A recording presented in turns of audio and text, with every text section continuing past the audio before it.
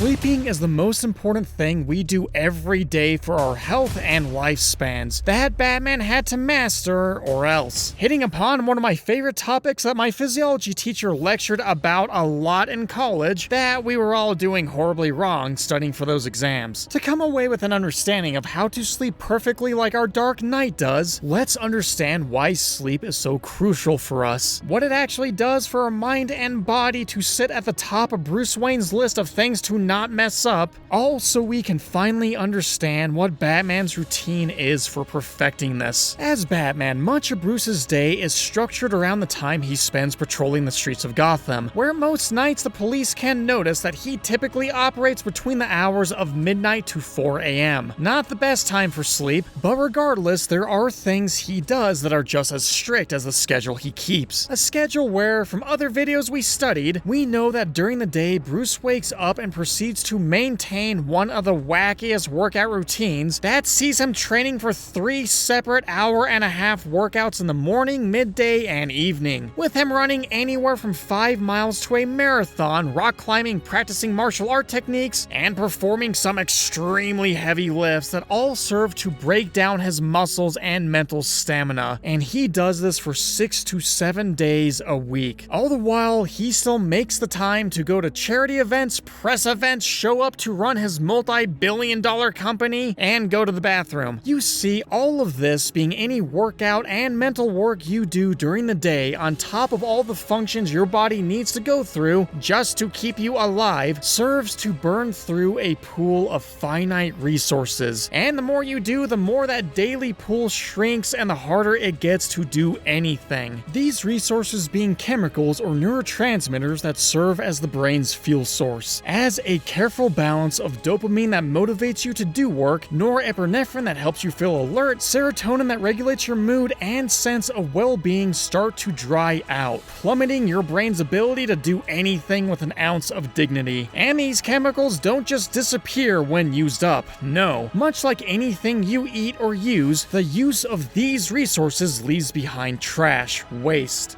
that accumulates in your brain. And the more strenuous mental stuff you do during the day, especially if, like Bruce, you sit at a computer for 10 hours trying to discover what concoction a doctor who dresses up like a straw man has cooked up, the more waste is left behind. For individuals like Bruce, he is especially lucky that a special chemical known as adenosine builds up throughout the day. That forces you to feel tired and finally go to sleep. And for good reason, as if you and Batman decided not to do it, your brain's garbage will continue to build up like a hoarder house. And among this garbage is where a nasty, horrible substance thrives. An incredible, sticky, tough plaque that clings to everything, refuses to come off, and grows in size, clogging up the connections between your neurons, especially in areas concerning cognitive functions like critical thinking, problem solving, and memory. And this caked-on substance does more than that. This plaque, known as beta amyloid, for the protein it's derived from, not only destroys and stops the connections between your neurons, but it aggravates everything around it, causing your cells to stress, damaging their internal components and DNA. It activates your immune system, causing inflammation in your brain that further damages it, and even causes tangles to form inside your neurons, otherwise shutting the whole operation down. This neurotoxic chemical is the main driver behind Alzheimer's disease, a disease so horrible that you can't think,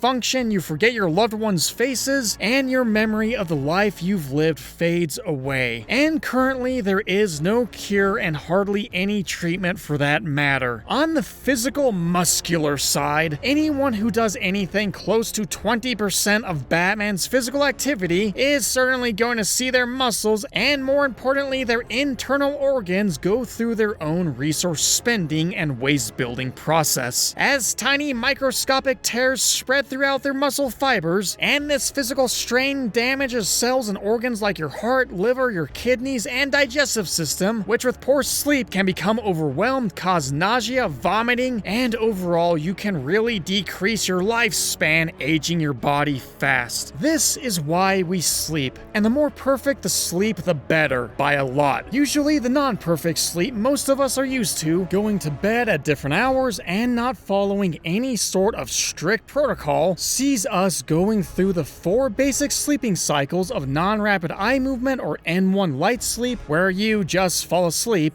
entering the point where most of us non-perfect sleepers spend a large majority of our time being N2 light sleep, for somewhere 45 to 55% of our total sleep time. This is the stage where processing and consolidating memories and skills learned during the day happens, while prepping the way for the much-needed stage 3 or N3 deep sleep. For anyone who wants to have a functioning brain and body that doesn't degrade into nothing after days of kicking mental and physical booty, deep sleep typically takes up 15 to 25% of total sleep time, and the more the better, as this stage is where brain activity reaches its lowest point and most of your physical recovery happens. Basically, this stage is the house cleaning stage where cells and muscles get rebuilt, brain plaque gets removed, and your body otherwise gets restored. Then you enter the other precious and last stage known as rapid eye movement. This guy is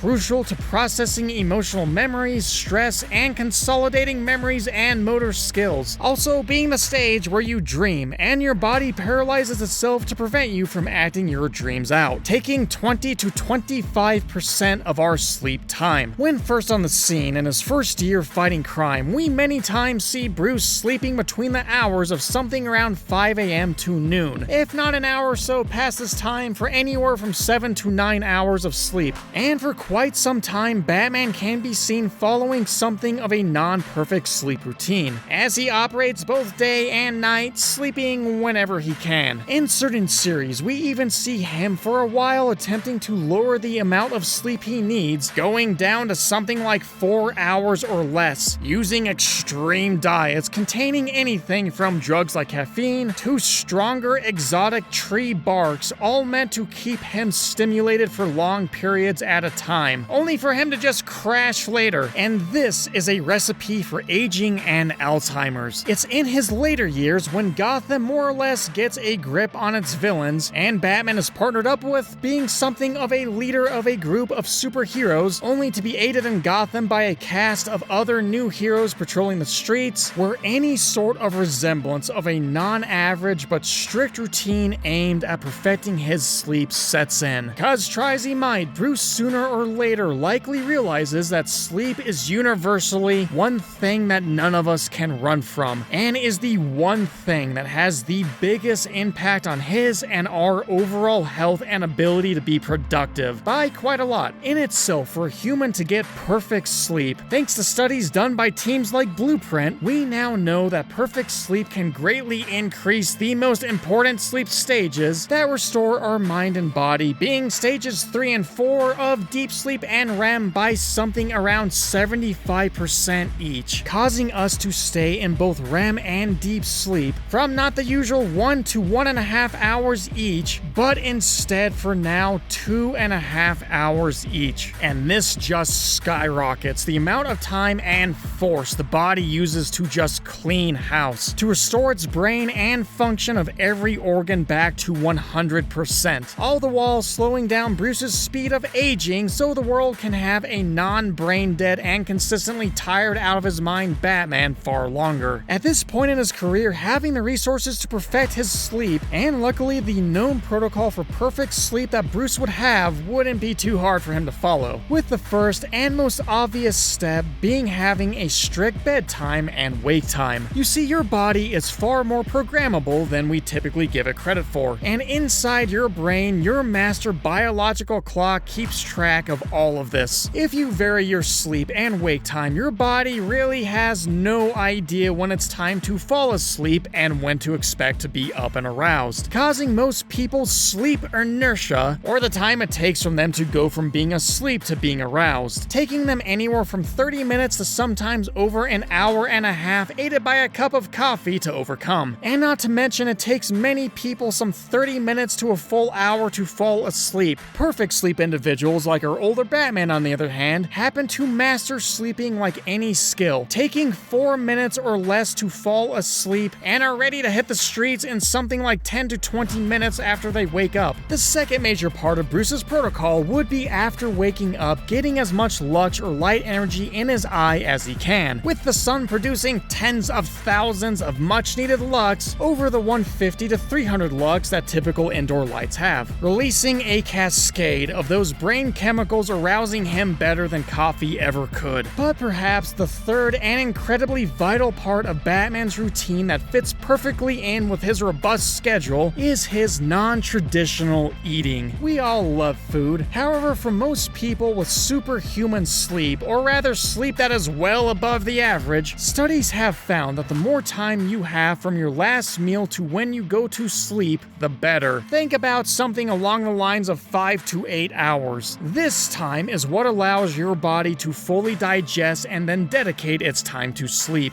allowing your heart rate to lower for sleep rather than your body having to digest a late night snack, as that snack or meal will specifically knock you out of deep sleep, dropping its duration, while if you go to bed stressed or in a bad mood, this will instead take out your REM sleep, ensuring that you instead spend most of your time in light sleep like most people do, while your brain accumulates more and more of that lovely brain plaque. And hey, if this last meal happens to be heavier in carbs like bread or pastas, and my god, if you decide to drink alcohol, you have just committed an otherwise death sentence to getting any kind of restorative sleep. And Batman would be in for a rough time if Bane suddenly showed up, showing very good reason behind his no alcohol ever rule. But as perfect as Batman likely follows having a more Mediterranean diet and going to bed cold, deaf, blind, and hungry for perfect rest, he has one major problem to overcome. As we went over in his diet, intelligence, and training videos, Bruce takes everything he does to the downright extreme. His workouts, sparring sessions, learning routines are among some of the most intense sessions anyone on the planet could experience. Night after night, sometimes during the day, we see Batman perform some of the most insane physical feats for a human, doing one-arm pull-ups on a skyscraper, pulling doors off of sealed airplanes from the outside, otherwise exerting a near 12 tons of pulling force, and is the equivalent of being able to pull the weight of 6 cars or 20 polar bears at once, and punch through the bulletproof glass on the Batmobile before stopping for coffee. The problem with this is there appears to be a direct correlation between getting too much physical activity and exertion and just tanking the quality of your sleep. At perfect sleeping stages, where it sounds like you practically get 2 nights of regular sleeping in one, the amount that too much physical exertion ruins perfect sleep by is more than many would think, and like food, can keep you in light sleep most of the night, aging you faster. In his later years, Bruce gets about 14 to 20 hours a week of physical activity just training, while having an additional 15 to 30 hours running around as Batman added on top. And as far as we know, something more like 6 hours a week of physical activity is great,